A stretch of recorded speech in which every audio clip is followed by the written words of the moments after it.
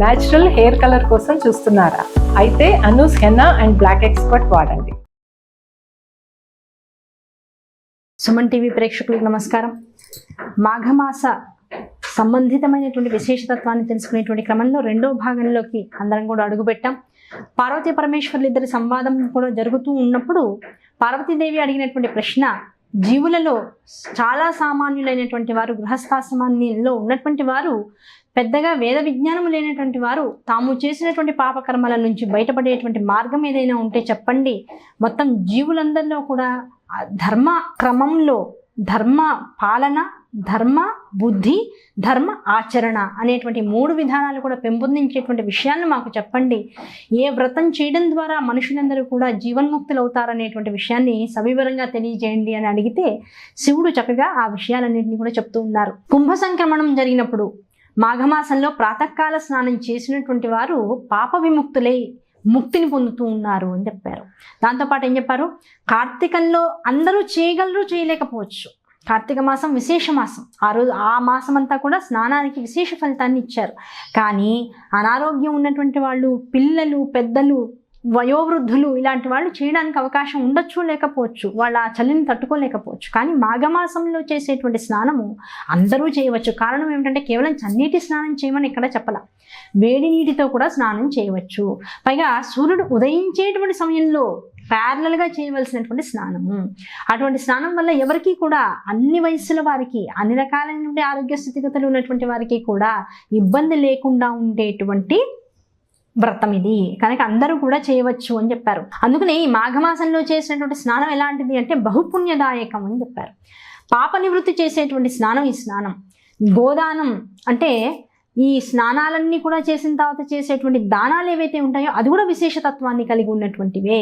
కనీసం ఎంత మడుగులో స్నానం చేయొచ్చు, ఎలాంటి వాటిల్లో స్నానం చేయొచ్చు, ఎక్కడెక్కడ స్నానం చేయొచ్చు, వెంటనే పార్వతీదేవి అడుగుతుంటా. అంటే తాను అడిగేటువంటి ప్రతి ప్రశ్న కూడా జగత్తులో ఉండేటువంటి మానవులందరికీ కూడా చాలా హాయిగా చేయడానికి చాలా సులువుగా ఉండేటువంటి విధానంలో ఉండాలి. తల్లి కదా, జగత్తంతటికీ కూడా ఆవిడ అమ్మ గనక తన పిల్లలు సులువుగా ఈ మార్గాన్ని పట్టుకోవాలనేటువంటి ఆసక్తి ఎక్కువగా తనలో ఉంటుంది. కనుక వెంటనే శివుడిని అడిగింది, ఎక్కడెక్కడ స్నానం చేయాలి అని అంటే వెంటనే శివుడు చెప్పాడు, అయ్యా ఏదైనా చిన్న తటాకం ఉన్నా పర్వాలా, లేదు ఇంట్లో తవ్వుకున్నటువంటి బావి లాంటిది ఉన్నా పర్వాలా, సరస్సు ఉన్నా పర్వాలా, నది ఉన్నా ఇంకా మంచిది, సముద్రం ఉంటే మరీ మంచిది. కనుక మీరున్నటువంటి స్థానాలలో దగ్గరలో ఏది మీకు అవైలబుల్గా ఉందో చూసుకుని వీలైనంత వరకు సముద్ర, నది, సరస్సుల స్నానాలు మాత్రం వదులుకోకండి. కనీసం ఇంట్లో ఇవేమి మాకు దగ్గరలో లేవండి, ఇంట్లో తవ్వుకున్నటువంటి బావి ఉన్నా, దాన్ని వాపి అంటాం, ఆ వాపి కూపత తటాకాలలో అని చెప్తూ ఉంటారు పెద్దలు. కనుక కనీసం నువ్వు తవ్వుకున్నటువంటి బావి ఉన్నా సరే ఆ బావిలోంచి నీళ్లు చక్కగా పొద్దున్నే తోడుకుని వాటితో స్నానం చేయి, ఉత్తమోత్తమం. అవన్నీ ఏమీ లేవండి, ఇంట్లోనే ఏదో పైన ఒక ట్యాంక్ పెట్టుకుని కొళాయి తిప్పుకుంటున్నాం. మరి మా గతి మాకు ఇంకా సద్గతులు అనేటువంటివి లేవా? ఉన్నాయి, తప్పకుండా ఉన్నాయి. అలా చేసేటువంటి స్నానము కూడా సంకల్ప సహితముగా. ఎటువంటి సంకల్పము? ఏమంటే మాకు మంత్రాలు రావు, అంతంత పెద్ద పెద్ద సంకల్పాలు చెప్పుకుని సంస్కృతంలో చెప్పుకునేటువంటి కెపాసిటీ మాకు లేదు.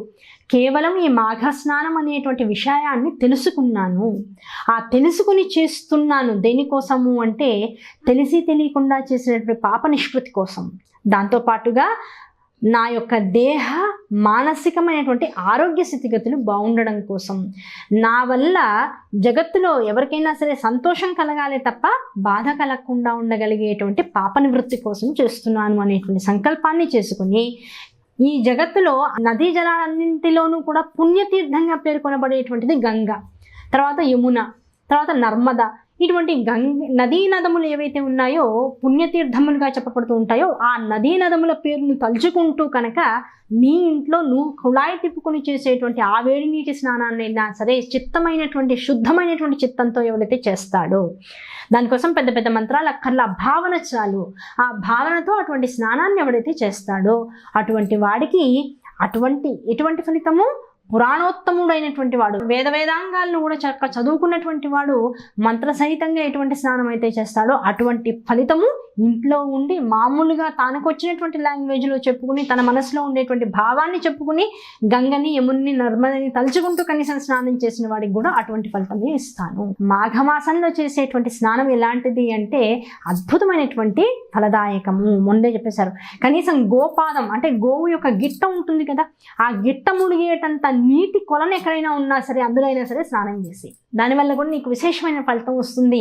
ఇది అది అని చూడకు, కేవలం స్నానం చేయడానికి కావాల్సినటువంటి విషయాన్ని మాత్రం దృష్టిలో పెట్టుకో అని చెప్పారు. ఒకసారి కనుక 30 రోజుల్లో ఒకసారి కనుక స్నానం చేసాం అనుకోండి అని అనుకుంటారు. ఒకసారి స్నానం అనగానే ఇలా అనుకుంటారు. ప్రతి వాళ్ళు ఈ పురాణాల్లో చాలా రహస్యంగా కోడ్స్ ఇస్తూ ఉంటారు. ఒకసారి చేసే స్నానం వల్ల సర్వ పాపాలు పోతాయి, రెండవ స్నానం వల్ల వైకుంఠ ప్రాప్తి కలుగుతుంది, మూడవ స్నానం వల్ల మహావిష్ణువే మనకి దాదాపుగా రుణపడి ఉండి నీకేం కావాలని అడుగుతాడు అని చెప్తూ ఉంటారు. ఈ ఒకసారి, రెండవసారి, మూడోసారి అంటే స్నానాలు కాదు సుమా, ఒక సంవత్సరంలో ఒకసారి వచ్చేటువంటి మాఘమాస 30 రోజుల స్నానం చేసినటువంటిది ఒక స్నానం. అలాగే రెండవ సంవత్సరం ఆగకుండా కనుక ఆ సంవత్సరం కూడా మాఘమాసం అంతా కూడా 30 రోజులు చేసేటువంటి స్నానం రెండవ స్నానం. అలాగే మూడవ సంవత్సరం మూడవ మాసం, ఇలా మూడవ స్నానం, ఇలా కొన్ని సంవత్సరాల పాటు. ఎన్ని సంవత్సరాలు అంటే కనీస పక్షంలో 12 సంవత్సరాలు కనుక ఆపకుండా ఈ మాఘస్నాన వ్రతాన్ని ఎవరైతే ఆచరిస్తాడో అటువంటి వాడు సూర్యునికి సమానమైనటువంటి పుత్రుణ్ణి పొందుతాడట. అలాగే ఈ కశ్యప మహాముని యొక్క భార్య అదితిదేవి ఉంది. ఆవిడ ప్రయాగలో 12 సంవత్సరాలు ఈ మాఘస్నానాన్ని ఆచరించడం మూలాన ఆవిడకి ద్వాదశాదిత్యులు పుత్రులుగా పుట్టారట. కనుక ఈ ఫలితం ఎలాంటిది అంటే ఇంత అని చెప్పడానికి అవకాశం లేదని చెప్పేస్తోంది శాస్త్రమే. అలాగే భర్త యొక్క ప్రేమను విశేషంగా పొందాలి అనుకునేటువంటి ఆడపిల్లలందరూ కూడా, లేదు పెళ్ళైనటువంటి స్త్రీలందరూ కూడా, ఆ భర్త అనురాగాన్ని పొందాలనుకునేటువంటి వారు కూడా ఈ మాఘస్నానాన్ని కనుక నిత్యము చేసినట్లయితే, ఎవరు చేశారు, ఎలా చెప్తున్నారు మీరు అని వెంటనే అడుగుతాం. రోహిణి నక్షత్రాలలో రోహిణి అనేటువంటి నక్షత్రము ఈ మాఘస్నానాన్ని విశేషంగా ఆచరించడం మూలాన చంద్రునికి ప్రియసతిగా ఉందిట. 27 మంది భార్యలు ఉన్నటువంటి చంద్రుడు అమితమైనటువంటి ప్రేమ ఎవరి మీద కలిగి ఉన్నాడు అంటే రోహిణి మీదే కలిగి ఉన్నాడు. కనుక భర్త యొక్క ప్రేమను చక్కగా పొందాలి అనుకునేటువంటి స్త్రీలందరూ, ఆడపిల్లలందరూ కూడా చక్కగా ఈ మాఘస్నానాన్ని ఆచరించినట్లయితే ఆ ప్రేమానురాగాలను పొంది అద్భుతమైనటువంటి సాంసారికమైనటువంటి సుఖాన్ని పొందేటువంటి అవకాశం ఉంటుంది అని చెప్తున్నారు. అలాగే ఈ మాఘస్నానంలో ఏర్పరచుకునేటువంటి గంగా స్నానం ఏదైనా ఉందనుకోండి, అనుకోకుండా గంగ దగ్గరికి వెళ్ళేటువంటి అవకాశం ఈ మాఘమాసంలో వచ్చింది మనకి. అలాంటి స్నానం కనుక, అద్భుతమైనటువంటి గంగా నదిలో చేసేటువంటి స్నానాన్ని కనుక ఆపకుండా చేసుకున్నట్లయితే మరుజన్మ లేకుండా చేస్తుంట స్నానం. అటువంటి అద్భుతమైనటువంటిది. అలాగే ప్రయాగ స్నానం మోక్షదాయకం అని చెప్తున్నారు. తెలిసి తెలియక చేసే సూర్యోదయ పూర్వక స్నానం. ఏదైనా పని వచ్చింది, మనకి మాసం గురించి తెలియదు, నాకు ఎటువంటి నాలెడ్జ్ లేదు, ఇది మాఘమాసం అని తెలియదు, ముందు చేయాలని తెలియదు, ఏదో ఊరు వెళ్ళాలి, గబుకున్న ఫ్లైట్ అందుకోవాలి, దాంతో నేను ఇవాళ 5:30 కల్లా 5:45 కల్లా స్నానం చేసేసాను, చేసి గబగబా డ్రెస్ వేసేసుకున్నాను, బయటికి వెళ్ళిపోయా. అలా తెలిసి తెలియకుండా మాఘమాసంలో చేసేటువంటి సూర్యోదయ పూర్వక స్నానం కూడా కనుక అవలంబించినట్లయితే, అనుకోకుండా ఎవరైనా మనం బయటికి వెళ్తూ ఉంటే ఒక భాగవతోత్తముడు ఎదురు వస్తే మనకు తెలియకుండానే కళ్ళతో చాలా భక్తుడు అనేటువంటి ఒక మనసులో ఒక ఆలోచన వచ్చినా సరే, ఇటువంటి దర్శనాన్ని చేస్తూ ముందుకు నడుస్తూ ఉంటే ఒక ఆవు కనబడింది అనుకోండి, అటువంటి దర్శనాన్ని చేసినా, అలాగే ఏదైనా ఒక గుళ్ళో ఒక పాట వినపడుతూ ఉంటే దాన్ని ఆ రోజు విన్నా, ఇలా అనుకోకుండా ఒక క్రమ పద్ధతిలో మనం తెలియకుండానే మాఘమాసంలో చేసినటువంటి ఎన్నో రకాలైనటువంటి ఇలాంటి విషయాలు కనుక తటస్థించినట్లయితే వాటి వల్ల కూడా జీవుడు సుఖాలను పొందుతాడట. తెలిసి చేస్తేనే కాదు, తెలియక చేస్తే కూడా పుణ్యమే. అటువంటి గొప్ప మాసం ఈ మాఘమాసం అని చెప్తున్నాడు శివుడు. స్నానము, స్నానానంతరం చేసేటువంటి విష్ణువర్చన, తర్వాత చేసేటువంటి దానము, పురాణ శ్రవణము, ఇవన్నీ కూడా మనిషిని ఉద్ధరిస్తాయి. శ్రద్ధగా చేసేటువంటి స్నానం వల్ల విష్ణులోకం లభిస్తుందట. తెలిసి తెలియకుండా చేసిన దానివల్లే సుఖాలు లభిస్తున్నప్పుడు తెలిసి ఇది మాఘమాసముట, ఈ మాఘమాసంలో చేసేటువంటి స్నానానికి ఇంత ఫలితం ఉందిట, ఈ ఫలితాన్ని పొందడం కోసం ఇలా చేయాలిట అని తెలుసుకున్న తర్వాత తెలిసి చేశామనుకోండి, మనసులో చిత్తశుద్ధి ఏర్పడుతుంది. ఆ తెలిసి చేసినటువంటి స్నానం వల్ల మరింత ఉపయోగకరమైనటువంటి విషయం ఏంటంటే విష్ణులోకమే ప్రాప్తిస్తుంది అని చెప్తున్నారు. స్నానానంతరం పురాణ శ్రవణం చేస్తే కనుక అటువంటి వాడు మరుజన్మలో ఋషిగా పుడతాడట. ఆ ఋషి అంటే అర్థం ఏమిటి? తనకి అన్నీ తెలిసిన వాడు, ఏది అక్కర్లేదనుకుని వైరాగ్య చింతనతో ప్రశాంతంగా భగవంతుని గురించినటువంటి తపస్సు చేసుకునేటువంటి వాడు ఋషిగా చెప్పబడుతూ ఉంటాడు. అటువంటి ఋషి జన్మ లభిస్తూ ఉంటుందిట.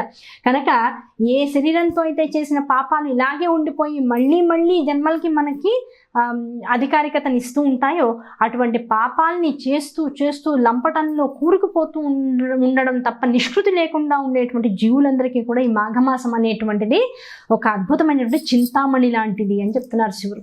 కనుక ఈ స్నానం వల్ల అయితే వెంటనే వచ్చేటువంటి డౌట్ ఏంటంటే స్నానం ఒక్కటి చేయడం వల్ల పాపాలు పోతాయా అంటే, వెంటనే స్నానం చేయాలి, ఎందుకు చేయాలి, ఎలా చేయాలి అనేటువంటి విధానాన్ని తెలుసుకుని చేయకపోతే అది మహాపాపం.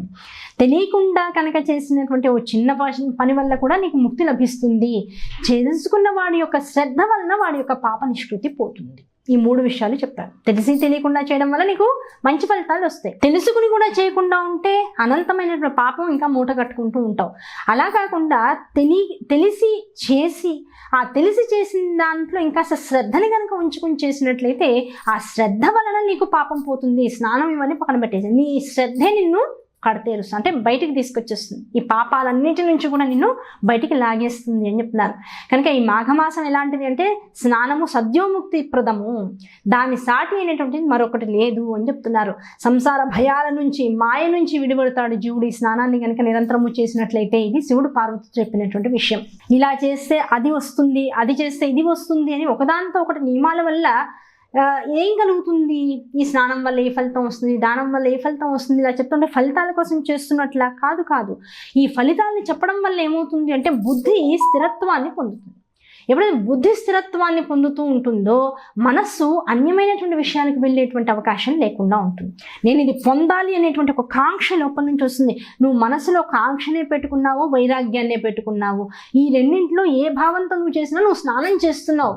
ఆ స్నానము యొక్క ఫలితము నీ యొక్క శ్రద్ధతో మిళితమైపోయి నిన్ను మోక్షానికి అధికారికతను ఇచ్చేస్తూ ఉంటుంది. కనుక అటువంటి స్నానం ఈ ఒక 30 రోజుల పాటు ఇలాంటి విధానాలను అనుసరిస్తే ముందు శరీరానికి కలిగేటువంటిది ఏమిటి అంటే ఆరోగ్యము, కాంతి, దాంతోపాటు జ్ఞానవృద్ధి అని చెప్పారు. పాపాలు నశిస్తాయి, ఇంకేదో జరుగుతుంది, ఐశ్వర్యవంతులు అవుతారు, ఇవన్నీ పక్కన పెట్టేసేయండి. 30 రోజుల పాటు కనుక ఏమాత్రం ఒక్కరోజు కూడా అలసత్వాన్ని వహించకుండా నిత్యము కనుక మాఘస్నానం చేసినట్లయితే ముందు శరీరకాంతి పెరుగుతుందిట, శరీరకాంతితో పాటు ఆరోగ్యం వస్తుందిట, ఆరోగ్యంతో పాటు ఆయుర్వృద్ధి కలుగుతుందిట. ఈ 3 అసలైనటువంటి ఐశ్వర్యాలు. అటువంటి ఐశ్వర్య సిద్ధి కలిగిపోతుంది అని చెప్తున్నాడు. పార్వతి దీనికి అనుసరించి ఈ కథలన్నింటినీ కూడా, ఈ మాఘమాస విశేషతత్వాన్ని కూడా పూర్వము దిలీపుడు అనేటువంటి రాజు తన గురువు అయినటువంటి వశిష్ఠుడి నుంచి పొందాడు. కనుక ఆ వశిష్ఠుడు మనిద్దరం మాట్లాడుకున్నటువంటి ఈ విషయాలన్నింటినీ కూడా తెలుసుకున్నటువంటి వాడిగా తన శిష్యుడైనటువంటి దిలీపునకు ఈ విషయాలన్నీ కూడా మళ్ళీ చెప్పాడు. ఆ దిలీప మహారాజు ఎందుకు అడిగాడు, ఏమడిగాడు, ఈ విషయాలన్నీ కూడా తెలుసుకుంటూ ఇంకా ముందుకు వెళ్దాం. ఈ వ్రతారంభంలో దిలీప మహారాజు అసలు ఎవరో తెలుసుకుందాం. ఆ దిలీపుడు ఎవరు అంటే రఘువంశరాజుల్లో చాలా ఉన్నతమైనటువంటి రాజు. రఘువంశరాజులు అంటే ఎవరు? సూర్యవంశరాజులు. వీళ్ళందరూ కూడా శ్రీరాముని యొక్క పూర్వీకులు. అందులో దిలీపుడు చాలా ఉత్తమమైనటువంటి రాజు.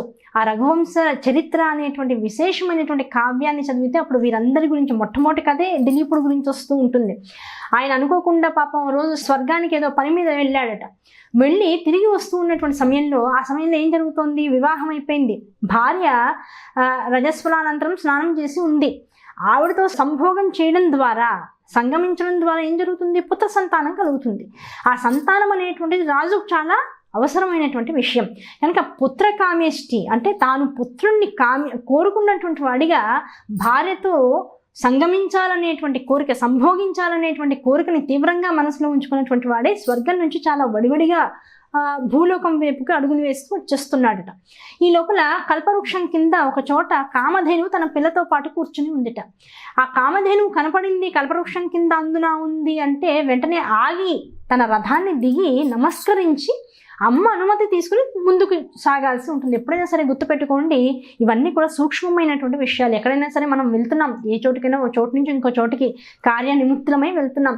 పెద్దవాళ్ళు, వేదోత్తములు, అలాగే భాగవతోత్తములు, భక్తి అమితముగా కలిగినటువంటి వారు, వారి తల్లిదండ్రుల్ని వారు దైవంగా చూసుకున్నటువంటి వారు, జీవితంలో ధర్మాన్ని జాగ్రత్తగా అవలంబిస్తూ ఉన్నటువంటి వారు, అసత్యాన్ని పలకనటువంటి వారు, ఇటువంటి వారు ఎవరైనా సరే మనకెక్కడైనా తటస్థించినట్లయితే వెంటనే ఆగిపోయి మనం ఉన్నటువంటి వెహికల్ నుంచి దిగి ముందు వారికి నమస్కరించి వారికి దారి చూపించి అప్పుడు మనం వెళ్ళాలి. అంతే తప్ప వారిని ఏదో ఇలా కళ్ళతో నమస్కారం ఇలా పెట్టేసి పడేసిపోతూ ఉన్నాం ఈ రోజుల్లో. అది మహాపాపము. అది ఆ విషయాలన్నీ కూడా నేను చిన్న చిన్న స్పర్శించకుండా ఉన్నటువంటి విషయాన్ని తెలుసుకుని మనం అవగతం చేసుకుంటూ ఉండాలి. ఎప్పుడైతే కామధేను పాపం చూడకుండా ఆయన బడిబడిగా తన రాజ్యం వైపుకు వెళ్ళిపోతూ ఉన్నాడు, ఆ కామధేను మనసులో అనుకుందిట, దేన్ని వాంఛిస్తూ ఈ రాజు ఇంత హడావుడిగా నన్ను కూడా కాదనుకుని వెళ్ళిపోతున్నాడో, నన్ను కూడా నెగ్లెక్ట్ చేసి అంటే చూడకుండా వెళ్ళిపోతున్నాడో, ఆ వాంఛించేటువంటి విషయము ఆయనకి దక్కదు అని భావించిందిట. ఆవిడేం శపించల, తన మనస్సులో అనుకుందిట, దేన్నైతే తాను కామించి వాంఛించి వెళ్తున్నాడో ఆ వాంఛించేటువంటి విషయం ఈయనకి దొరకదు అనేటువంటి విషయాన్ని అనుకున్నాడు. దాంతో దిలీప మహారాజుకి సంతానం లేకుండా అయిపోయింది. ఎన్నో క్రతువులు, మహాధర్మాత్ముడు, పుణ్యాత్ముడు, తాను చేయనటువంటి పుణ్యకార్యాలు అనేటువంటివి జగత్తులో లేకుండా ఉన్నటువంటి వాడు. అటువంటి వాడికి కూడా పుత్ర సంతానం కలగలేట, కేవలం ఈ యొక్క చిన్న తప్పు వల్ల. ఇవన్నీ కూడా రఘువంశ చరిత్రలో చెప్తూ ఉంటాడు. అంటే దేనివల్ల ఎటువంటి ఇబ్బందులు వస్తాయి అనేటువంటి దానికి ఒక మచ్చుతునక. ఈ దిలీపుడే వివాహంకి పూర్వము ఆ అడవికి వెళ్ళాడు. ఎందుకు వెళ్ళాడు అంటే రాజ్య కార్యాలన్నీ కూడా అన్ని చేస్తూ ఉన్నటువంటి సమయంలో ఈ అడవుల చుట్టుపక్కల ఉండేటువంటి గ్రామాల మీదకి ఒక్కొక్కసారి అడవుల్లో ఉండేటువంటి రకరకాల జంతువులు వచ్చి ఆ గ్రామాలని ఇబ్బంది పెడుతూ ఉంటాయి. అలా ఉన్నప్పుడల్లా కూడా రాజు ఏం చేస్తాడంటే తన సైన్యంతో పాటు అడవికి వెళ్ళి ఆ జంతువులన్నింటినీ కూడా వేటాడి చంపేస్తూ ఉంటాడు. దానివల్ల గ్రామాలన్నీ కూడా సుఖంగా ఉంటూ ఉంటాయి, పంటలన్నీ కూడా వృద్ధి చెందుతూ ఉంటాయి. అలాగే ఒకసారి గ్రామస్తులందరూ కూడా వచ్చి దిలీప మహారాజు దగ్గర మొరపెట్టుకున్నారు, అయ్యా అడవి పందులన్నీ వస్తున్నాయి, మా పంటలన్నింటినీ కూడా నాశనం చేసేస్తున్నాయి, పిల్లల్ని భయపెడుతున్నాయి, వాళ్ళని గాయపరుస్తున్నాయి, మీరు ఎలాగైనా సరే మమ్మల్ని ఇబ్బంది నుంచి బయటికి తీసుకురావాలి అని అడిగారు.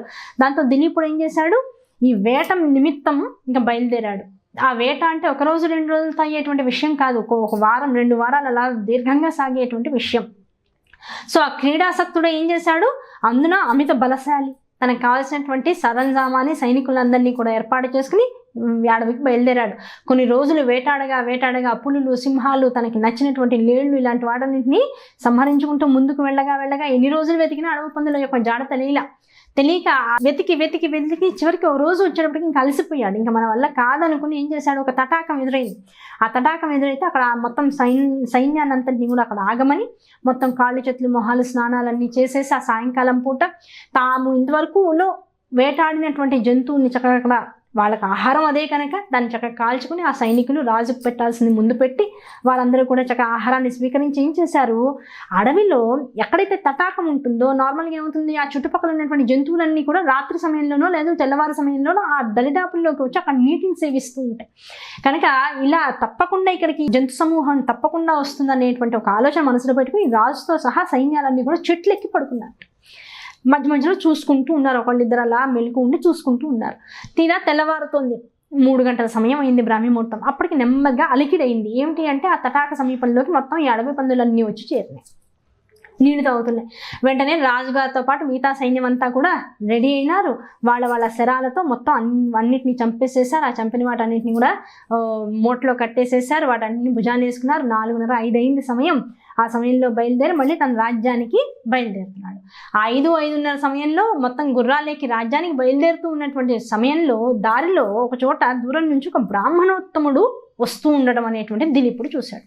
చూసి వెంటనే ఏం చేశాడు, తన గుర్రం మీద నుంచి దిగిపోయి వెంటనే గుర్రాలన్నింటినీ కూడా రోడ్డుకి ఒకవైపుగా ఆపేసేసి ఆ బ్రాహ్మణోత్తముడు వెళ్ళడానికి కావాల్సినటువంటి దారిని ఏర్పాటు చేసి నమస్కరిస్తూ నించున్నాడు.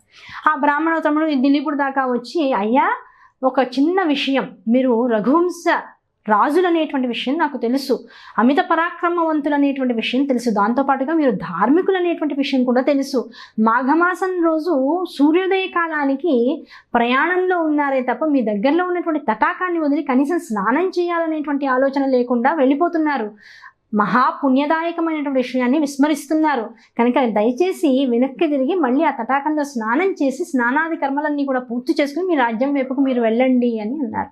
వెంటనే దిలీపుడు అడిగాడు, అయ్యా ఈ స్నానం గురించి ఇంత విశేషంగా చెబుతున్నారు, ఈ మాఘమాస స్నానము అందులో తటాక స్నానం అని పరిపరి విధానం చెప్తున్నారు కనుక దాని విశేషం ఏమిటి, ప్రత్యేకత ఏమిటి, కాస్త తెలియజేయండి అని అడిగాడు. అప్పుడు వెంటనే బ్రాహ్మణోత్తముడు అన్నాడు, అయ్యా సమయం దాటిపోతుంది, ఇప్పుడు ఇవన్నీ కూడా తెలుసుకునేటువంటి సందర్భం కాదు, ముందు వెళ్ళి స్నానం చేయండి. మీ రాజ్యానికి వెళ్ళిన తర్వాత మీ కులగురువైనటువంటి వశిష్ఠ మహర్షిని అడిగి మొత్తం ఈ మాఘమాసం యొక్క స్నాన ఫలితాన్ని అంతటిని కూడా తెలుసుకోండి. దానివల్ల ఇవాళ మీరు చేసినటువంటి ఈ స్నానం ఎంత ఫలదాయకమో మీకు అవగతమవుతుంది అని చెప్పి తాను నిష్క్రమించాడు. వెంటనే రాజుగారు ఏం చేశాడు, మరి బ్రాహ్మణోత్తముడు చెప్పాడు ఎదురుకుండా నుంచి, ఆయన ముఖంలో బ్రహ్మ తేజస్సు కనబడుతోంది.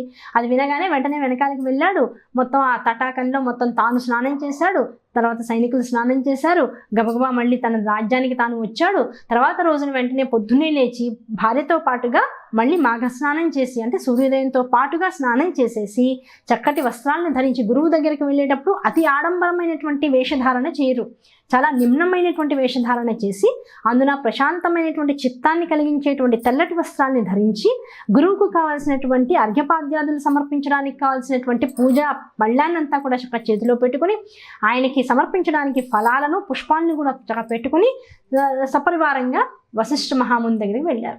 వెళ్ళేటప్పటికీ ఆయన కాస్త తన అనుష్ఠానంలో ఉన్నారు. ఆయన కళ్ళు తెరిచేదాకా ఓ మూల మౌనంగా కూర్చుని ఆయన కళ్ళు తెరిచిన తర్వాత ఇవన్నీ కూడా ఆయనకి సమర్పించి ఆయన కాళ్ళకు నమస్కరించి మౌనంగా ఆయన ఎదురకుండా కూర్చున్నాడు. కూర్చున్న తర్వాత ఆయనంతటా ఆయన వశిష్ఠుల వారు అడగాలి. ఎప్పుడు కూడా గురువు తనంతట తాను, నాయన నీకేం కావాలి చెప్పు అని అడగాలి. అంతే తప్ప గురువు గారు నాకు ఇది ఇవ్వండి, నాకు అది చెప్పండి అని ఎప్పుడు కూడా శిష్యుడు అడగడానికి అవకాశం లేదు. వశిష్ఠుల వారు వెంటనే అన్నారు, నాయన ఏదో మనసులో పెట్టుకుని వచ్చావు నా దాకా, నీకేం కావాలో చెప్పు, ఏం తెలుసుకుందాం అనుకుంటున్నావో చెప్పు అంటే అప్పుడు దిలీపుడు నోరు తెరిచాడు. అయ్యా మీ నుంచి నేను సకల శాస్త్ర విషయాలను తెలుసుకున్నాను, సకల పురాణ ఇతిహాసాల గురించినటువంటి విశేషాలు మీ వల్ల నాకు అవగతమైనే, అలాగే వేద విజ్ఞానము దాంతోపాటు క్షత్రియ ధర్మాలు ఇవన్నీ కూడా నాకు మీ వల్లనే అనుగ్రహింపబడ్డాయి. నేను ఇలా వేట నుంచి వస్తూ ఉన్నటువంటి సమయంలో ఒక బ్రాహ్మణోత్తముడు ఇలా చెప్పినాడు కనుక మాఘమాస స్నానం ఏమిటి, ఆ వ్రతం ఏమిటి, ఆ విధానం ఏమిటి, ఇవన్నీ కూడా మీ ద్వారా తెలుసుకుని దాని ద్వారా నేను ఉద్ధరింపబడాలి, నా రాజ్యంలో ఉన్నటువంటి ప్రజలందరూ కూడా ఉద్ధరింపబడాలనేటువంటి ఒక ఆలోచనతో నేను మిమ్మల్ని ఈ ప్రశ్న అడుగుతున్నాను, అసలు ఈ విశేషం అంతా కూడా నాకు మీరు చెప్పండి అని అడిగాడు. వెంటనే అప్పుడు ఏమైపోయింది, వశిష్ఠుల వారు సంతోషించి ఏం చెప్పాడు, అయ్యా మంచి ప్రశ్న అడిగావు, ఇన్నాళ్లకు మోక్షాన్ని సంపాదించుకునేటువంటి ఆసక్తి నీలోకి వచ్చింది, ఆసక్తితోనే ఇటువంటి ప్రశ్నను అడిగావు కనుక ఈ పాపాలన్నింటి నుంచి బయటపడడానికి ఏదైతే ఉందో దాన్ని గ్రహించడం కోసం, పాప నివృత్తి చేసుకోవడం కోసం, అనేక జన్మల నుంచి వెంటాడుతున్నటువంటి ప్రారంధ కర్మల నుంచి బయటికి రావడం కోసం, మనం చేసేటువంటి సంచిత కర్మలన్నీ కూడా పుణ్యదాయకములు అవడం కోసం, కర్మరాహిత్యాన్ని పొందడం కోసం ఈ మాఘమాసంలో చేసేటువంటి ఈ వ్రతం మనకెంతో ఉపయోగపడుతూ ఉంటుంది, ఇవన్నీ కూడా జాగ్రత్తగా తెలుసుకో అని చెప్పారు. అసలే పుణ్యకార్యాలు అమితంగా చేసేటువంటి వాడవు నువ్వు, అలాగే యజ్ఞయాగాది క్రతువుల్ని కూడా నిర్వహించేటువంటి వాడవు, బ్రాహ్మణులను, యతులను, అలాగే మునులను, ఋషుల్ని కూడా ఎంతో శ్రద్ధతో పూజించేటువంటి వాడవు నీవు, ఇలాంటి వాడవు ఈ జీవరాశులు అన్ని జీవరాశుల పట్ల కూడా దయ కలిగినటువంటి వాడు, ఉత్తమమైనటువంటి శిష్యుడవు నాకు నువ్వు అని చెప్తున్నాడు వశిష్ఠుడు. అలాంటి వాడు ఇప్పుడు ఏం చేయాలి, ఇంత అద్భుతమైనటువంటి విషయాన్ని మమ్మల్ని అడిగావు కనుక ఈ విషయాన్ని అవగతం చేసుకుని ఎప్పుడు కూడా నీకు ఉన్నతమైనటువంటి ఫలాలు సమకూర్చేటువంటి విధానాన్ని నేను సులభంగా ఇస్తూ ఉండాలి, చెబుతూ ఉండాలి కనుక ఈ విషయం జాగ్రత్తగా గుర్తుపెట్టుకో. ఈ సంవత్సరం అంతా కూడా ఫలదాయకంగా మారాలి ఏ జీవికైనా అంటే ఈ మాఘమాసంలో చేసేటువంటి స్నాన జప తపాది విషయాలు ఏవైతే ఉన్నాయో అవి గనక జాగ్రత్తగా చేసినట్లయితే సంవత్సర కాలము ఫలదాయకముగా మారుతుంది జీవులందరికీ కూడా. కనుక ఈ మాఘమాసంలో చేసేటువంటి స్నానం మామూలు స్నానం కాదు, మొత్తం జన్మాంతరాల నుంచి కూడగట్టుకున్నటువంటి ప్రారంధ కర్మలు, మహాపాపాలు, బ్రహ్మహత్యాది పాతకాల నుంచి కూడా జీవుల్ని బయటికి తీసుకొస్తాయి దిలీప మహారాజా. కనుక జాగ్రత్తగా విను, ఇవన్నీ కూడా ఎలా మనం దీని నుంచి తప్పించుకోవాలి, ఎలా ఇటువంటి కర్మల నుంచో లేదు పాపముల నుంచి బయటపడాలి అని ఘోషించేటువంటి జీవులందరికీ కూడా ఈ మాఘమాసం అనేటువంటిది ఒక పెన్నిధి లాంటిది, ఒక కామధేనువు లాంటిది. కనుక ఈ మాఘమాసంలో ఒక్క రోజుని కూడా తృణీకార భావంతో చూడడానికి అవకాశం లేదు అని చెప్పేసేసారు. ఈ మాఘమాసంలో చేసేటువంటి స్నానాల ఫలితంగా పుత్రకామేష్టి యాగం చేసిన ఫలితం వస్తుంది, అశ్వమేధ యాగం చేసినటువంటి పుణ్య ఫలితం వస్తూ ఉంటుంది. చేసేటువంటి దానాల వల్ల ఇప్పుడు గోదానం చేసామనుకోండి, ఈ స్నానానంతరం గోదానం చేసినటువంటి ఫలితం ఎలా ఉంటుంది అంటే దానికి విశేషంగా చెప్పారు. గోవు శరీరం మీద ఎన్ని వెంట్రుకలు ఉంటాయో అన్ని వెంట్రుకలు ఎన్ని లెక్క పెట్టగలం, లెక్క పెట్టడానికి అవకాశం లేదు, అనంతంగా ఉంటాయి. ఆ అనంతంగా ఉన్నటువంటి వెంట్రుకలు ఎన్నైతే ఉన్నాయో అన్ని సంవత్సరాల పాటు స్వర్గంలో నివసించేటువంటి అవకాశం లభిస్తుంది. అంత పుణ్యాన్ని చెప్పారు. మాఘమాసంలో చేసేటువంటి స్నానము, స్నానానంతరం చేసేటువంటి నమస్కారము, నమస్కారానంతరం చేసేటువంటి దానము ఇంత ఫలితాన్ని ఇస్తూ ఉంటాయి. అలాగే తర్వాత జపం చేయాలి అని చెప్పాడు. నీకు గురువు ఇచ్చినటువంటి ఏదైనా ఒక మంత్ర జపాన్ని కనుక కాసేపు కూర్చుని చేసుకున్నట్లయితే దాని ఫలితం ఎలాంటిది అంటే ఎటువంటి సంచిత కర్మనైనా సరే నిష్ఫలం చేసేస్తూ ఉంటుందట. అటువంటి జపం ఈ జపం. అలాగే తపస్సు చేయాలి, ఎంతటి అవసరం ఉన్నా సరే, ఎంత తక్కువ మాట్లాడితే ఈ మాఘమాసంలో అంత ఫలితాన్ని పొందగలిగేటువంటి అవకాశం ఉంటుంది. కనుక ఇవన్నీ కూడా ఎలాంటిది అంటే అద్భుతమైనటువంటి సంయోగ క్రియలు, మనకి ఇలాంటివన్నీ కూడా మనకి ఆరోగ్యాన్ని సిద్ధింపజేస్తాయి. అలాగే ఈ మాఘమాసంలో చేసేటువంటి స్నానానంతరం తిలాదానం కనుక చేసినట్లయితే, అంటే నువ్వులని కనుక దానం ఇచ్చినట్లయితే, అలాగే పంచదారని కనుక విప్రునకు దానం ఇచ్చినట్లయితే సకల శ్రేయోదాయకం. అలాగే బ్రాహ్మణులకు భోజనాన్ని కనుక ఇచ్చినట్లయితే, భోజనాన్ని కనుక చక్క పెట్టినట్లయితే, అలాగే ఆ బ్రాహ్మణుల నుంచి పురాణ శ్రవణాన్ని కనుక చేసినట్లయితే ఇంకా ఫలితం ఇంత అని చెప్పడానికి అవకాశం లేదు.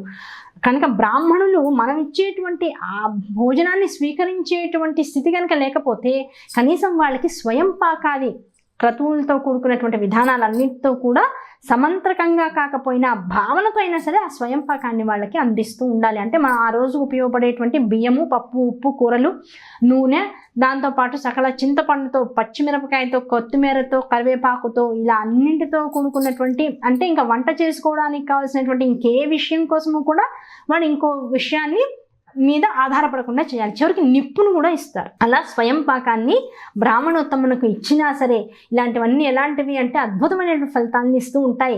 మాఘమాసంలో చెప్పులను, అలాగే కమండలాన్ని దానం చేసినట్లయితే వచ్చే జన్మలో తపోధనులు అవుతారు. ఈ విధంగా వశిష్ఠుడు మాఘమాస స్నాన ప్రాశస్త్యాన్ని దిలీపునికి వివరించాడు.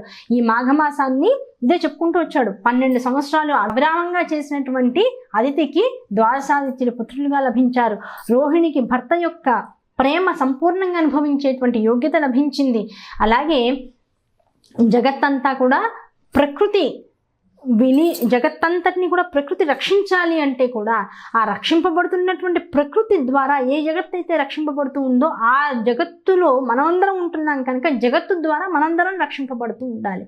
కనుక ఈ జగత్తులో ఉన్నటువంటి వారందరిగా కూడా మనందరం కూడా రక్షణని అనుభవించాలి అంటే ఈ మాఘమాస వ్రతం అనేటువంటిది చాలా ఉపయుక్తము అని దిలీప్ మహారాజుకి వశిష్ఠుడు చక్కగా చెప్తూ ఉన్నాడు. ఈ విషయాలన్నింటినీ కూడా శివుడు పార్వతికి చెప్తూ ఉన్నాడు. ఆ శివుడు పార్వతికి చెప్పేటువంటి విషయాలన్నీ కూడా వశిష్ఠుడు దిలీపునకు చెప్పాడని ఇక్కడ సూత మహాముని, సౌనకాది మహామునులందరికీ కూడా చెప్తూ వచ్చాడు. కనుక ఇప్పుడు మనందరం ఏం చేస్తున్నాం, వారు ముగ్గురి ద్వారా ఏ సంవాదం అయితే జరుగుతూ జగత్తులోకి ఈ మాఘపురాణం వచ్చిందో ఆ విషయాలన్నింటినీ కూడా మనందరం ఇక్కడ కూర్చుని చక్కగా రోజు చెప్పుకుంటూ ఉన్నాం.